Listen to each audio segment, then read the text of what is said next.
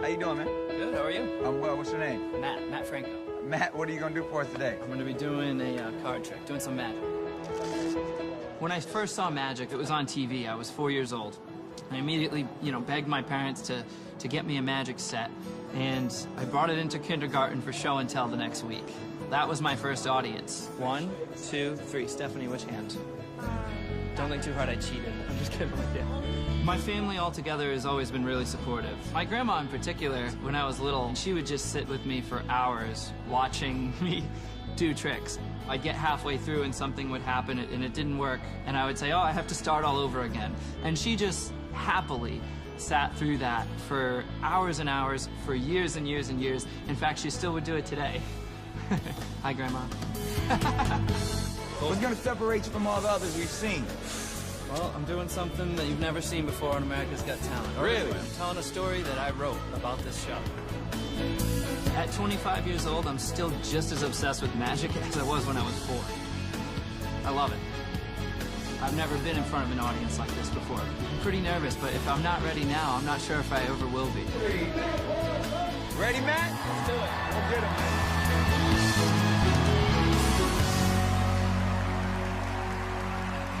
Wow. Hi. How you doing? Good. Welcome to America's Got Talent. Thank you. What's your name and what are you going to be doing for us today? My name's Matt Franco, and I'm gonna do some magic. When did you start getting into magic? At what age? I started becoming fascinated with magic when I was 4 years old. 4? Yeah, I saw a magician on TV, and I would record every magic show on the old VHS, and I would watch them over and over in slow motion to try to figure out how to do the tricks. That's how I learned. Wow. Wow, so you're self-taught? Yes. Well, I think we're excited to see it. Good luck and enjoy yourself. Thank you. I wrote a story just for you guys. It's a close-up trick. If you don't mind, I'm going to join you at the table. Yeah. Okay. Come on over.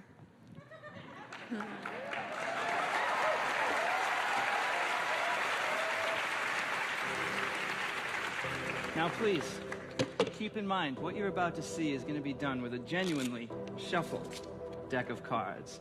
It's a story about season 9 of America's Got Talent, with Howard Stern, our king of media, America's sweetheart, Heidi Klum, Mel B, our queen of pop, and of course, our favorite Joker. Don't worry, Nick, I haven't forgotten about you. You really are a jack of all trades. Jack of all trades.